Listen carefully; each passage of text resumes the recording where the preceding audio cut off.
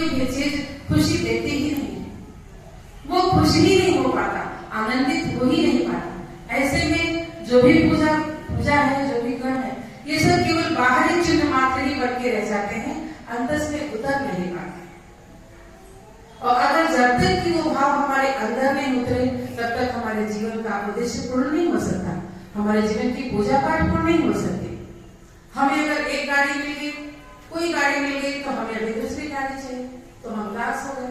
अगर हमारे पास कोई एक चीज है, दूसरे के पास उससे बड़ी चीज है, तो फिर हमारी जो अच्छी सी चीज हमें मिली है, उसके बाद हम उदास हो जाते हैं, क्योंकि हमारे पास तो कुछ है ही नहीं। अतृप्ति का भाव, क्या देवता अतृप्त रहते हैं? क्या देवताओं को आपने कभी अतृप्त देखा है? देवता अतृप्त रहते हैं। जो हमेशा देता रहता है और देते रहने की क्षमता प्रदान करता है, वो देवता है। तो जो देता है वो अतृप्त कैसे हो सकता है? जो तृप्त है वही तो हमको देगा। हमारे सबके जीवन में भी इस देव दीपावली जैसा एक उल्लास, इस देव दीपावली जैसे जगमग ज्योति हमारे जीवन में जगे, हमारे जीवन का पथ प्रकाशित हो। इन भावनाओं के साथ आज हमें इस देव दीपावली को मनानी चाहिए। हमको अपने अंदर का जो असलता है उसे मानना चाहिए। हम कोई भी पूजा पाठ करें, एक से लेकर के शुरू से, जब से हम पूजा करते हैं शुरू से लेकर के, और जो बताया है रोडे पे यज्ञ का एक प्रक्रिया है, एक एक सीढ़ी हम ऊपर उठते हैं, ये सब हमारे जीवन से जुड़ा है।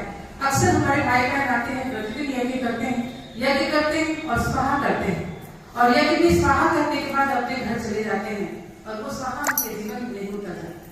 कभी यज्ञ करिए तो देखिए कि आपने अपने जीवन की बुराइयों का स्वाहा किया है, आपके अंदर के जीवन की जो बुराइयां थी आपने स्वाहा किया। अगर आपने अपने अंदर की बुराइयों को देखा नहीं, अगर आपने उसको स्वाहा नहीं किया, तो यज्ञ करना आपका कोई फल नहीं देने वाला। हमारे यहाँ प्रतिदिन के यज्ञ में एक बुराई छोड़ने का और एक अच्छाई को ग्रहण करने का हम सभी संकल्प लेते हैं। अगर हमने बुराई छोड़ी ही नहीं, तो आप तो भरे हुए हैं, तो भरे हुए में तो आपके ऊपर से कुछ भी डाला तो वो तो नीचे ही गिर जाने वाला, वो तो मिलने वाला नहीं है। और हमारी संस्कृति तो ये सिखाती है कि हमें निरंतर उठते जागते सोते बैठते यज्ञ ही करना चाहिए। यज्ञ माने दान ही करना चाहिए। हम कितना करते हैं आप देख लीजिए, नदियां दान करती है, नदी बहती है, कल बहती रहती है, नदी के पानी का उपयोग होता है, आकस्मिक दान होता रहता है। सूर्य उगता है, नदी का जल भाप बन करके आसमान में चला जाता है, बादल बन जाता है। बादल भी अपने पास नहीं रखता, बादल भी क्या करता है, उसको बरसा देता है। फिर प्रकृति हमारी हरी भरी हो जाती है, फिर जहां जल गिरता है वहां से भी करोड़ों का अन्न पैदा होता है जो हमें प्राप्त होता है। ये एक दान है। हमारे भी हाथ कमाते हैं, हाथ कमा के ले आते हैं, तो क्या हाथ उसका सबका बचपन कर लेते हैं? क्या हाथ खा लेते हैं? क्या सब कुछ हाथ कमाता है, हाथ पकड़ करता है, देता है मुख भी अपने पास नहीं रखता, ये भी यज्ञ है। मुख भी चबा के उसको गर्भ को देता है। मतलब कोई भी चीज संग्रहित करने की नहीं है, वो बांट देने का नाम भी यज्ञ है।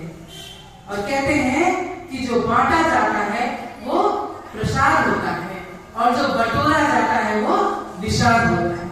लेकिन हम सभी इन सब बातों को जानते हैं, लेकिन इसके बावजूद भी इन बातों को अपने जीवन में जब उतारने की बात आती है, तब हम कहीं न कहीं दुविधा में पड़ जाते हैं।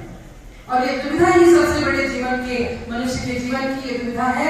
ये सबसे बड़ा संकट जो है, दुविधा का ही संकट है। हम दूसरों को उपदेश तो देते हैं, लेकिन जब उसको अपनाने की बात आती है तो हम अपने ऊपर उसको अपना नहीं पाते। तो आज हमारी पूर्णिमा का अवसर, ये देव दीपावली का अवसर यही सीख देता है। आप जानते हैं पूर्णिमा के दिन छोटी छोटी सी चीजें हमारी संस्कृति में बताई गई हैं। आप पूर्णिमा के दिन घर से दान करते हैं ना, कुछ लोग कहते हैं सीधा दान करना चाहिए, कब? अमावस्या को, पूर्णिमा को। क्यों? क्योंकि हमारी दान की प्रवृत्ति बनी है, हमारी देने की प्रवृत्ति बनी है, क्योंकि हमारी संस्कृति ही देने की है। हमारी संस्कृति लेने की नहीं, हम लेवता नहीं है, हम देवता है। हम देवता है, वो देवता हमारे अंदर जगा की नहीं, प्रतिदिन निरीक्षण करने की आवश्यकता है कि हमारे अंदर का देवत्व जगा के नहीं जगा, हम जगे की नहीं जगे। जिस दिन हमारे अंदर का देवता जग जाएगा, उस दिन क्या लगता है आपको? क्या लगता है आपको? आपके जीवन में कोई भी चीज असंभव नहीं रह जाएगी। कभी आप दुविधा में नहीं आएंगे, क्योंकि देवता कभी दुविधा में नहीं है।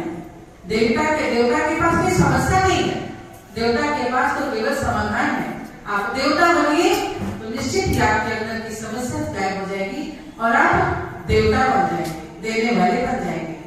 देवता में बहुत सारे गुण होते हैं, वैसे आपके अंदर भी बहुत सारे गुण आ जाएंगे। देवता हम देते हैं, क्यों देते हैं देवता को? देवता को चढ़ाते हैं, क्या देवता को ले लेते हैं हमसे? हम जो भी चढ़ाते हैं नहीं। धरती माता को हम देवता मानते हैं, तो देवता तो धरती माता की तरह है। धरती माता में हम एक अंड डालते हैं तो कितना हमको मिलता है। ऐसे ही जब हम दान करते हैं, कभी भी आप इस प्रक्रिया को अपना के देखिएगा, जब कभी हम दान करते हैं ऐसा लगता है कि हम दान कर रहे हैं, लेकिन जब कभी हम दान करते हैं तो आप जितना दान करते हैं, अगर आपकी दृष्टि अच्छी आप देख सकते हैं, उसका कई गुना आपके अंदर आता है। आप देख पाए या ना देख पाए, आपको महसूस हो या ना महसूस हो, लेकिन दान करने के वाले पास कभी कमी नहीं रह जाती, कभी भी कमी नहीं रहती। हम सभी एक उदाहरण जानते हैं, राजा हरिश्चंद्र।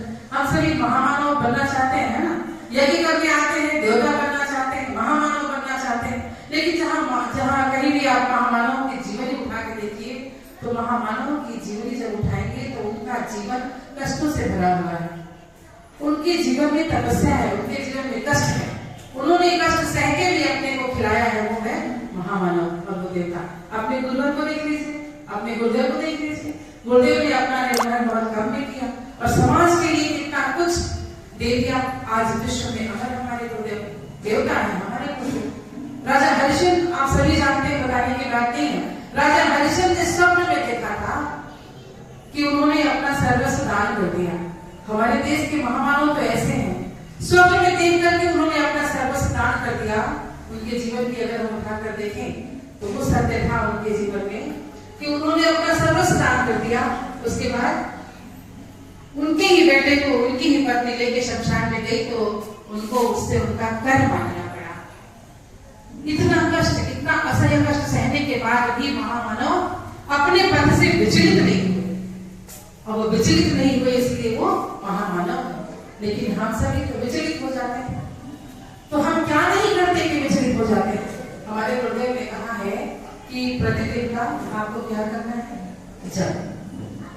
प्रतिदिन जप, दो काम तो आपको अपने जीवन में कभी छोड़ना ही नहीं है। आपका प्रतिदिन का जप, दिन का जप और रात का स्वाध्याय। अगर ये दो क्रम आपके जीवन में चलते रहे तो कोई भी आपको देवता बनने से रोक नहीं सकता।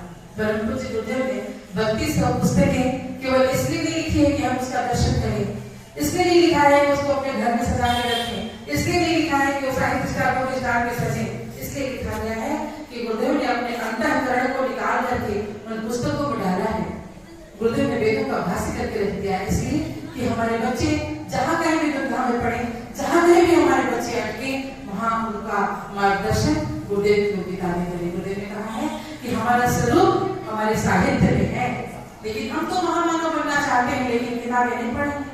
हम महामानव बनना चाहते हैं लेकिन हम जप नहीं करेंगे, तो इससे कभी बात बनने वाली नहीं है। अगर हमें महामानव बनना है, हमें केवल मानव ही बनना है, मनुष्य ही बनना है, महानता का वर्णन करना है, तो निश्चित हमें ये दोनों क्रम करने पड़ेंगे। जप करना पड़ेगा, ध्यान करना पड़ेगा और स्वाध्याय करना पड़ेगा और दान की प्रवृत्ति अपने जीवन में ले आनी पड़ेगी। आपको बड़ा आदमी बनना है, आप बड़ा आदमी जरूर बनेंगे, लेकिन कैसे बनेंगे? आप सोचते हैं कि आपने 4 पैसे कमाया, उसको बैंक में जमा किया और उससे आप धीरे धीरे करके बड़े आदमी नहीं बनेंगे। नहीं, गुरुदेव ने कहा था कि भगवान ने आपको जो भी दिया है उसको भगवान के खेत में बो दीजिए, फिर आप बड़े आदमी बन जाएंगे। अब वो आपका धन भी हो सकता है, वो आपका श्रम भी हो सकता है, वो आपकी पात्रता भी हो सकती है। आपका तन मन धन आपके पास जो कुछ भी है वो भगवान के खेत में बोइए। तो आप पूछेंगे बहन जी भगवान का खेत कौन सा है, भगवान के किस खेत में बोए? तो ये विश्व वृषभा, ये जो धरित्री है, ये आपके भाई बहन जितने कुटुंबी सब बैठे हैं, यही भगवान का खेत है। आपके पास ज्ञान है, आप भगवान के खेत में उसको बो दीजिए। आपके पास किस तरह की पात्रता है, आपको औरों में बांटिए और देखिए फिर आपकी जो भी आपने बांटा वो आपके पास बढ़ता है कि नहीं बढ़ता है। लोग कहते हैं मेरे पास तो समय ही नहीं है, तो गुरुदेव ने कहा कि देखो समय तो वो कहते हैं समय नहीं है जिनके पास बहुत ही समय होता है, जो बहुत अस्त व्यस्त होते हैं वही कहते हैं कि हम बहुत व्यस्त। तो समय कैसे? गुरुदेव ने ये नहीं कहा कि आप निरंतर शक्तिपीठ पे आके और मूर्ति के सामने माथा टेकी, ऐसा नहीं है। आप व्यस्त हैं, आप व्यस्त रहिए। आपका जो भी कार्य क्षेत्र है, आप अपने कार्य क्षेत्र को ही जागृत कर दीजिए। बहनों से कहा कि आप अपने मोहल्ले में रहती हैं, आप अपने मोहल्ले के एक घर को भी छोड़िए मत, अपने एक एक घर को जगा दीजिए। एक घर में अगर आसपास एक घर में दीपक जल रहा है, अगर एक घर में अंधेरा है, तो क्या आपको अच्छा लगेगा? आपके बगल के घर में रोना पीटना बचा है और या भूख से उनके बच्चे चिल्ला रहे हैं, और आपके घर में खूब सारी घी की रोटियां, बढ़िया पकवान, 56 प्रकार के व्यंजन आपको उपलब्ध है, तो क्या ये शोभा देता है? ये मानवता नहीं है, ये हमारी संस्कृति नहीं है। हमारी संस्कृति को औरों को तृप्त करके होने में हमारी संस्कृति है, बांटने में हमारी संस्कृति है और हमारी खुशी है। तो हम सभी आज यही संकल्प लेके जाएंगे इस देव दिवाली पर कि हमारे अंदर का देवत्व जागृत हो। हम अपने गली मोहल्ले के एक एक घर को जागृत करें, एक एक व्यक्ति को जागृत करें। शक्तिपीठ पे आए, संडे छुट्टी होती है, शक्तिपीठ पे आ जाए, यज्ञ करें, पूजन करें, गायत्री माता के दर्शन करें और दर्शन का भी लाभ उठाएं। लेकिन जो भी जिस क्षेत्र में है, अखंड ज्योति पत्रिका बांटिए। अगर आपके घर में कोई युवा है तो कोई युवा मंडल से जोड़ लीजिए। बहनों को कोई बहन मिलती है तो खटिया डाल के कहीं बैठ के परपंच करने से अच्छा है, या मोबाइल पे बहुत बैठ के बातें करने से अच्छा है, उस बहन को महिला मंडल में जोड़ लीजिए। अखंड ज्योति की पत्रिका लीजिए, उसका पठन पाठन कीजिए, उसको सुनाइए। आप जुड़ी हैं तो आप और को इस तरह से जुड़िए। हमारे भाई हैं वो प्रज्ञा मंडल में भाइयों को जोड़ दें और महिला मंडल में जोड़ दें। इस तरह करके अपने मिशन को बढ़ाइए। आवश्यक नहीं है कि आप कहें कि हम बहुत व्यस्त हैं, हम काम नहीं कर सकते। अपने को जोड़िए, अपने घर परिवार को जोड़िए, अपने गली मोहल्लों को जोड़िए। आप जिस व्यवसाय में हैं, आपके संपर्क में आने वाले व्यक्तियों को जोड़िए और अपने अंदर के देवत्व को जगाइए। और जैसे कहते हैं ना कि एक आगे चला भीड़ पीछे चली, एक आगे चला भीड़ पीछे चली, एक दीपक सजा देगा दीपावली। तो वो एक दीप आप बनिए, एक दीप आप स्वयं बनिए और आपसे ये पूरी जगत ही प्रकाशित हो जाए। आपका गली मोहल्ला परिवार घर, यह जिला, यह प्रदेश प्रकाशित हो। और तब तक जब तक देश की एक एक इकाई प्रकाशित न हो, तब तक हम आप सभी संतुष्ट न बैठे, हमारा कर्म करते ही रहें।